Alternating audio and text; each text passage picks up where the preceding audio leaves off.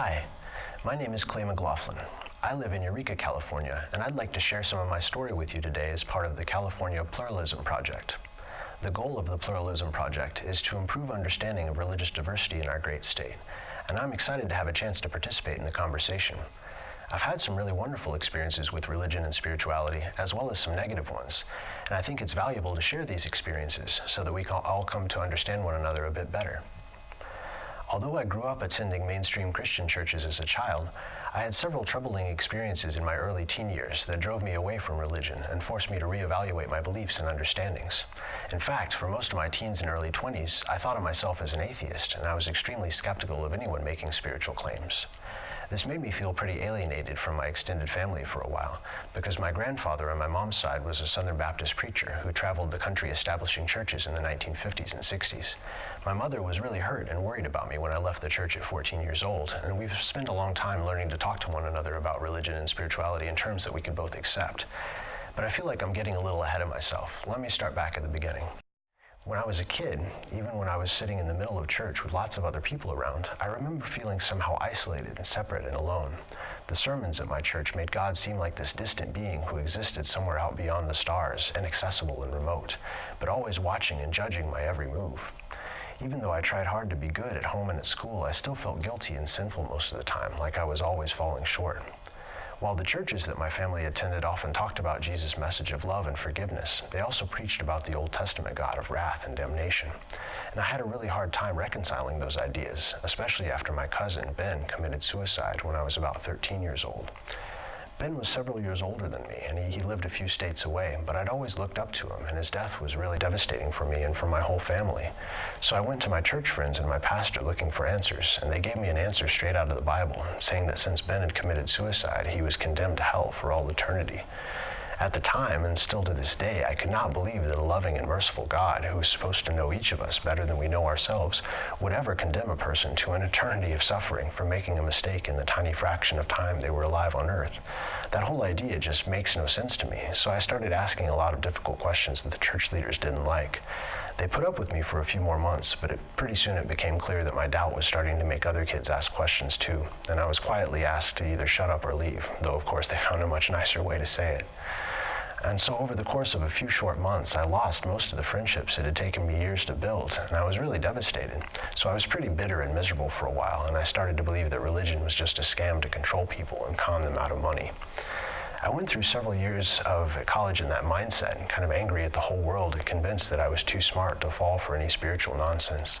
I felt empowered in some ways, like I could do anything I wanted to since there was no God to punish me, but the world also came to feel empty, meaningless, and mechanical, and I lived with a perpetual sense of anxiety.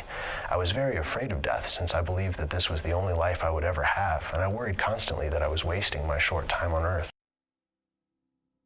And then in my mid-20s, I had several really jarring experiences that caused me to see the world in a whole different way.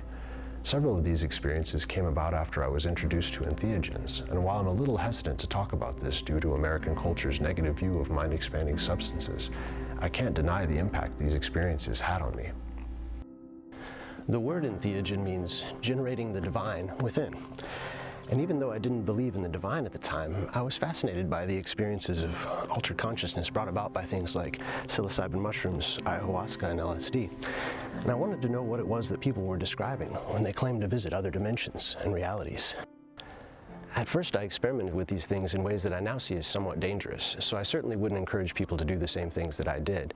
But at the time, I just thought of spirits and other realities as hallucinations or metaphors, and I didn't really take it seriously.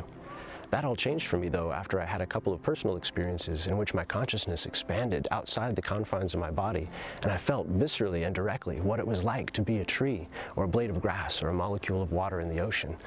It completely changed my understanding of religion and spirituality, and for the first time I felt entirely interconnected with all the things around me, people, plants, animals, even the rocks and the earth itself.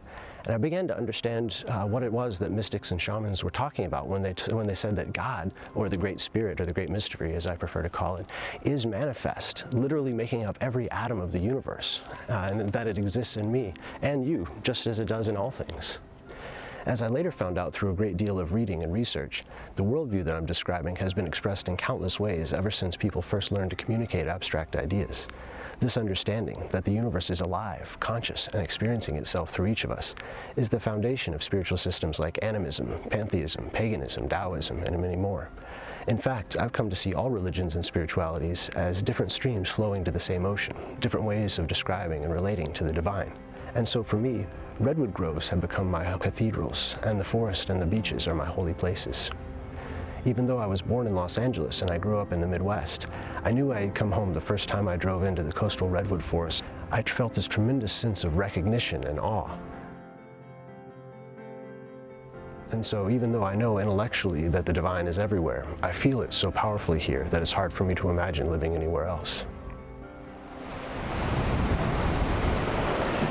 For me, California has been an incredibly welcoming place in terms of religious diversity and tolerance.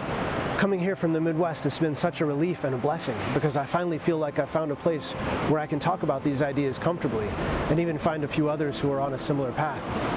Coming full circle and following my grandfather's example, if not exactly in his footsteps, I've started reaching out to others who share similar ideas through classes, websites, and discussion groups dedicated to exploring the idea of what it might mean to have a church of nature that considers all things to be sacred and worthy of respect and consideration.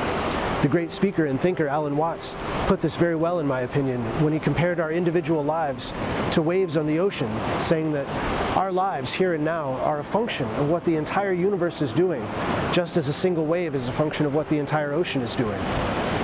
For me, that means we are all part of the great mystery, expressing itself and experiencing itself in all these different forms and manifestations for the sheer joy and experience of doing so. Realizing this has been the most powerful and transformative experience of my life. I'm very grateful to have had a chance to share some of it with you today. Thanks for listening.